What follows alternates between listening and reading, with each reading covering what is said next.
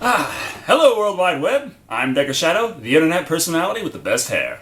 Now, it's almost time! Just 2 days from now, and Prometheus will finally hit theaters, and I'll get to see if it's really worth all of the hopes that I've invested into it. Of course, if you're in Europe, then it's already out in theaters, and you know by now. But, oh well, never mind. I've got something to appease my appetite in the meantime, and with that, I present to you Alien vs. Hunter. Wait, what the hell am I thinking? This is an Asylum film, the kings of straight-to-DVD rip-off fare, and no surprise, this movie is a straight-to-DVD rip-off released to coincide with the film Alien vs. Predator Requiem. Ugh, that's a great fucking sign right there, a rip-off of Requiem. That's like imitation pig testicles with a side of gruel and a Bud Light to wash it down. Oh well, no bother. I mean, actually, Requiem is a pretty low standard to shoot for, so let's see if Asylum actually pulled off making a film that's, watchable. We start out overlooking some mountains to a pretty rockin' beat.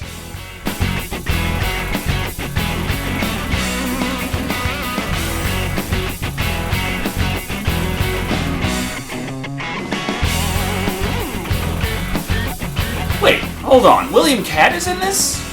Well, never mind. It's probably some minuscule role they paid him $10 for just so they could boast that he was in the movie. See? Likely he's just going to be a few seconds in the intro, and from the looks of it, he probably didn't even know they were filming. They just taped him jogging around. And just like Requiem, this character doesn't notice the giant flaming spaceship plowing through the sky. However, it doesn't take long for another character to arrive, Joel Armstrong, played by Colin Brock. You see that thing that just fell from the sky? No. What thing? Wow! Characters in this movie actually did notice a flaming, crashing alien ship. And the filmmakers weren't just stalking William Katt. They go back and forth a minute, and it becomes quickly apparent that while he isn't even trying, William still acts worlds better than anyone else in this film will. You'll get the Pulitzer, I promise. Got donuts. Oh, I think that's against the Jogger's Bible, isn't it? Chewy goodness. You're an evil man. Finally someone noticed. So William's character, Lee Cussler, tags along with the sheriff for the minor call, but wouldn't you know it, that also just so happens to be where the ship crashed. And the reason this character, who knew about the crashing ship, needed some random minor bullshit reason to end up in the same area was what, exactly? But before you know it, Lee and Joel spot and flee from something that, as best I can tell, is invisible.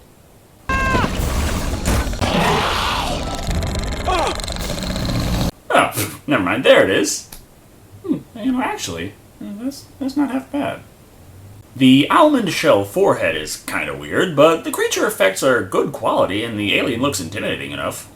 So, soiling his depends, Lee hides in the car and the alien just leaves? So, either he was full or the alien in question just doesn't care for stringy, tough meat. But it's never too late for a jump scare as Tammy enters the scene, played by one of the Asylum's regulars, Whitley Jordan. Out so badly. I'm sitting in my car and I can't. Did Katt forget all of a sudden that there was this huge killer alien creature just now? And, that isn't his car? And now in focus, the two of them remember Joel's corpse is right there, and they head off on foot to safety. Katt calls up his publisher and asks her to bring everyone out to the area. I want you to get everybody and anyone. I want you to meet me at the office in 10 minutes. Because, with only 3 characters and one of them already dead, the movie's gonna have to bring in a lot more meat if they want to have a respectable body count. But Tammy finds out that Katt's character Lee is a writer, kind of like Katt's character Roger was, and expresses her discontent. More drive, she's dead. Is this a fucking story to you, is it? I'm so you just sorry. gonna write a book or something about See, it? I want you to meet. How dare you bring me to safety and have the audacity to tell people about what's going on? I demand that nobody gives a fuck. What?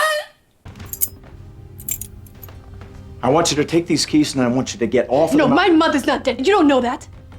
No, I know that. I'm sorry. I You're shouldn't a have said fucking that. acorn hack reporter. That's all you are. Yeah, here's another problem with this movie. The dialogue is really intense, so to show you how intense it is, we have to shoot it up really close. So if you can figure out what the hell you're looking at, you'll realize just how intense it is. So, Katt heads out to meet up with the new batch of fodder and orders Tammy to stay behind. Right, you stay here. No! I'm going with you! Why the hell is she jumping up and down like that? I'm going with you! Well, I guess all this alien talk and a dead sheriff is really exciting! So they go off together, still on foot. Are cars bad luck or something? Guess so. So Katt grabs her and runs back to the same building they were in the last scene. But wait, hold on. What the hell was that? The alien shown here has a gigantic spider body, but the one we saw earlier had no spider ass or legs visible whatsoever at an angle they clearly should have been. I know you might be thinking, well, Decker, this is Alien vs. Hunter. Clearly, one of those has to be the other alien creature. According to this movie, those are actually not only the same species, the same exact specimen of creature. We haven't even seen the hunter yet. But hey, the gang's all here! Which makes me wonder why they set out alone when everyone else showed up so fast. But never mind that, the shots are all extreme close-ups, so you know this is some intense dialogue. Something fell on Tammy's house. Sheriff Anderson is missing. And Garrison and Scott have been attacked, so whether or not you believe us, you can't go outside. It's dangerous. This summary is intense! But they figure out if they can get to the long-range radio equipment at Valentine's, they may be able to bring in the army. What for? That did fuck all in Requiem. Really, Lee? Valentine hates you. Wow, a character trait! Sort of. So, for some reason, instead of heading over to Valentine's, they all head out to where Garrison's car was knocked off the road, on foot again. What, is gasoline outside the budget or something? But it turns out that Garrison is still alive, and played by Jason S. Gray, another Asylum regular. And the alien didn't eat him because... why exactly? But Elaine steps forth to say that if one man is barely alive, then clearly everyone else who's been ripped apart and eaten must also be alive as well, and therefore, Katt must be making the whole story up. We're not being invaded by alien creatures from outer space. This isn't bad. Okay, finally someone takes the time to think in this movie, and they come up with the most asinine conclusion outside of assuming that they're all on some reality show. What you need to do is get out of this town. Go out into the world and see things that other people haven't seen. What the fuck is that? That was supposed to be an appendage? Did they not bother finishing the special effects on that shot in post-production and figure that the placeholder effect was good enough? So they react to the situation like true professionals, running around and screaming in every direction.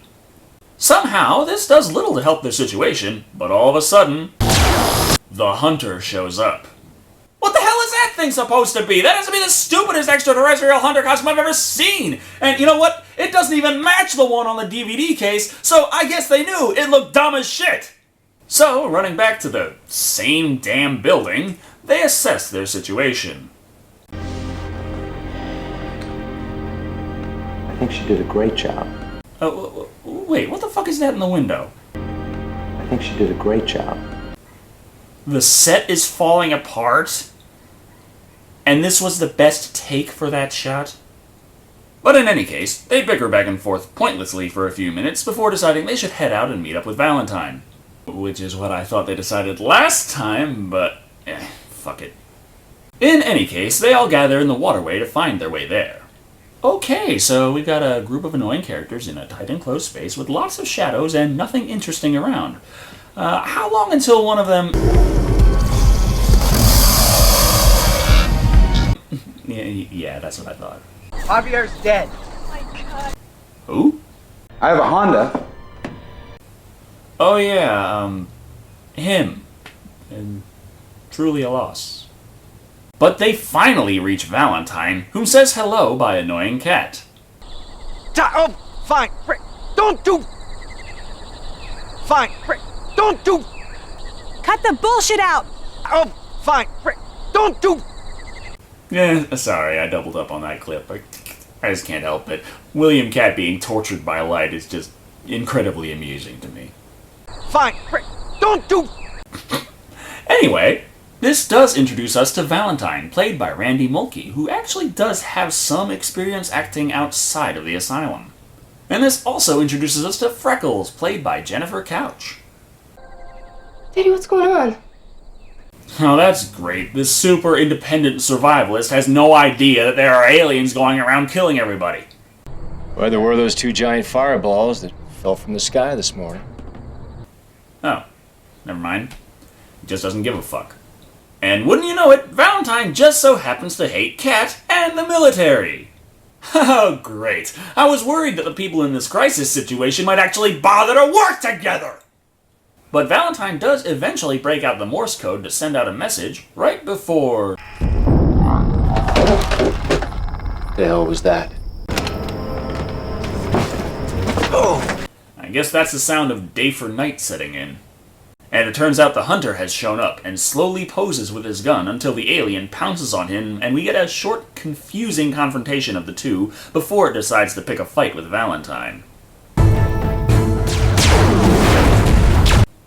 Okay, why? I'd understand if Valentine opened fire on him first, but no, the hunter, it seems, is just, an asshole. Which actually makes him fit pretty well with all the other characters in this movie. And while all this is going on, the rest of the gang says fuck it and leaves him out there while they try to escape. And in the mother of all coincidences, the tunnels under his house just so happen to lead to the same pipelines they were in earlier, and Valentine has the same magical teleportation abilities of John Ratzenberger. You know, for a town that consists of 2 buildings and a fuck ton of trees, this place has a really goddamn extensive infrastructure. Valentine apparently can't get enough of risking his life for people he hates, and states his intentions to cover for the rest of the group. Katt also decides it's time to help those you despise, but Hillary has something to tell him.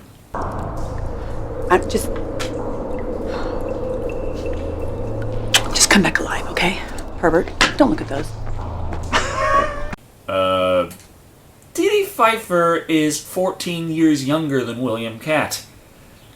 And in this movie, it looks like she could be over 20 years younger than him. This is not a good matchup. And so it's back to the sewer with the rest of them, pressing onward towards, wherever the fuck they're going, while Valentine and Katt run into Two Fingers, played by Kevin Kazakov, and his 2 miscellaneous cronies. Want a beer? Guess how fast they're going to die! Not quite as fast as Garrison here, who stops dead to try and find out if his cell phone will work inside the aqueduct. Fucking brilliant!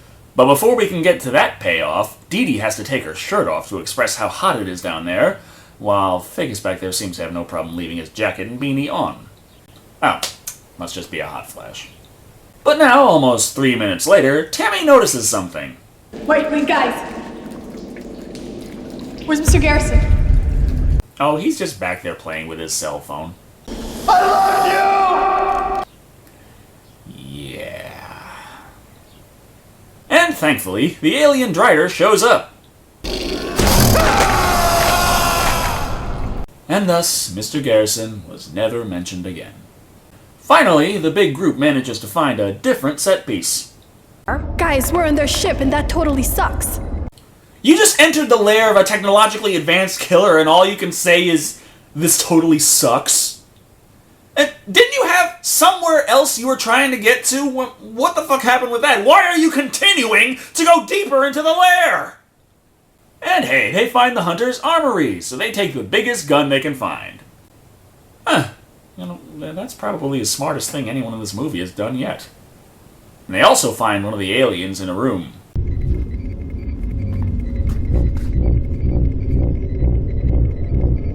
Is it dead? With how much it's moving around, I'd venture to say no. Oh, we know one thing for sure. Yeah. We know these things can die. That's a plus in my book. Fucking shitty Asylum doesn't care that dead things don't move. What are you doing? This thing's skin is made out of some kind of armor. I'm gonna try to pull it off and make some A sort shield. of... Good. Plates, anything. Oh, what the fuck, movie? Ripping off of Requiem before it's even released is one thing. But this scene is clearly ripping off of the first AVP movie. Not only that, one of the most hated, ridiculous scenes in that movie. stupid? But back with Valentine's group, they spot the Drider while the Hunter spots them, and several more characters are scratched off the roster.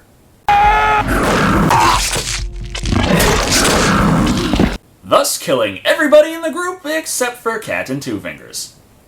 Why didn't the alien finish those two off? I don't fucking know. They didn't escape or anything. The creatures just, get their kills in and, just leave. And now the girls have made it out of the alien ship somehow. Yes, I'm counting Figgis as a girl. And everyone is filled in on the losses. No. No. No. No. Yeah, it's just as heartbroken as she was when she found out that they never bothered to write any exposition explaining if she even had a mother. But looking at their situation, they see that they can't escape the hunt. He's not gonna quit until the game's over.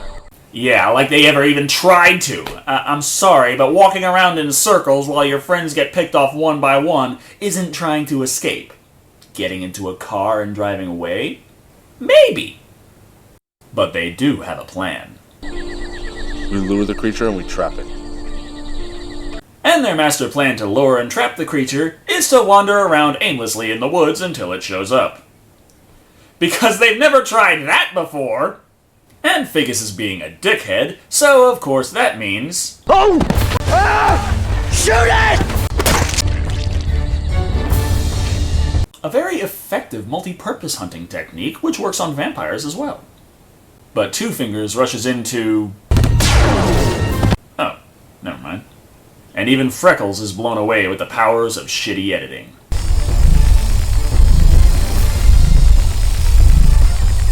Oh boy, this is scary! Even I can throw together a better death special effect than that.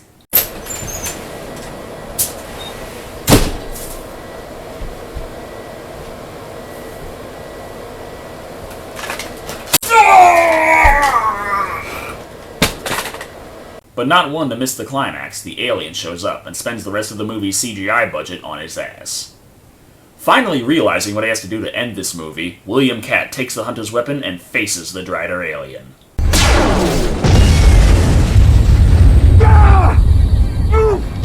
Yes! Movie over! Now to get my paycheck! After this, the Hunter decides to just leave. Didn't think he would take that so well. How'd you get one of those? Okay.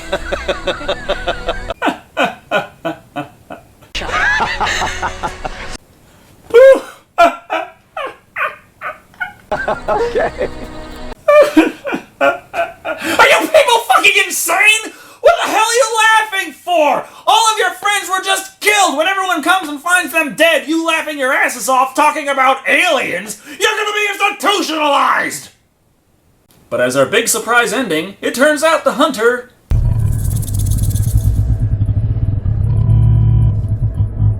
was a guy in a suit! No shit. Do you want to start the checklist for your arrival to Earth? What kind of intel do you have on the planet I landed on? So he's from Earth. This wasn't Earth. It just so happened to be, populated by humans. Would anyone care to explain why the fuck a human hunter from Earth in the future with all the technology coming to this alien planet and it's populated by humans wouldn't question it for a second and would just start killing everybody? Anyone want to explain that just a little bit? Of course not. Well, that was Alien vs. Hunter, and as an Asylum ripoff of Alien vs. Predator Requiem, it's not as bad as I thought it would be. Oh, don't get me wrong, it's a terrible movie, but considering the last Asylum film I watched was Invasion of the Pod People, I came into this with incredibly low expectations, but it's really a lot better than that film was. For starters, the sets, while very limited, aren't nearly as boring. Sure, the office is dull and the forest reeks of a non-existent budget, but the aqueduct and alien ship do mix things up a bit better. The acting is about what you'd expect from the Asylum. It's not the worst performances you've ever heard, but it really feels like they gave the actors the script only a week ago and they did their best to film the entire movie in one day. Some lines and emotions honestly come out pretty well, but the entire process is rushed and it's painfully obvious. The effects are low quality at best, but again, compared to the ginger roots shoved in pots from Invasion of the Pod People, the suits and CGI used in Alien vs. Hunter look pretty damn good, despite inconsistent limbs between shots, and the fact that the Hunter suit is simply ridiculous. The story, though, is so bare bones and forced, it's hard to believe. Yes, it's hard to have a horror movie if everyone just leaves the area of conflict, but at least give us a logical reason why they can't. Just having your characters ignore cars and walk around in circles for an hour gives us the impression that they're not really in any danger outside of their own stupidity. But how did this film do against Requiem, which it rode the coattails of? Well, I didn't like Requiem, and I did find some enjoyment out of certain so-bad-it's-good qualities in Alien vs. Hunter, but I know well that there are those who really enjoy Requiem for the predator depicted in it, so to me, Alien vs. Hunter scrapes by at 2 Drider aliens out of 5. It's not a good movie by any means, but there is some charm to its ridiculous nature. Now, I couldn't stand Requiem, but I have to admit that it is a higher quality film in nearly every regard. Well, except for the fact that there isn't a single character in that movie that I give a damn about. Thank you all for watching. I've been Decker Shado, and remember, the Alien prequel is called Prometheus. If you see a film for sale called Alien Origins, that's the Asylum ripoff. Don't buy it!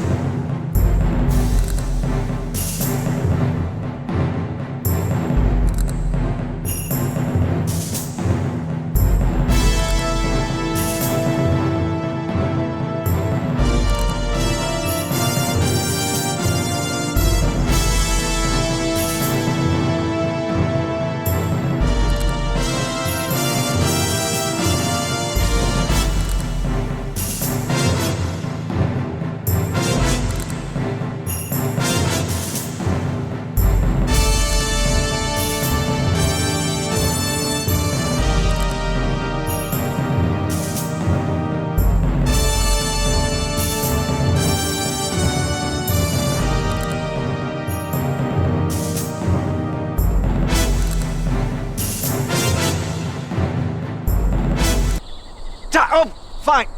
Don't do... Fine. Don't do...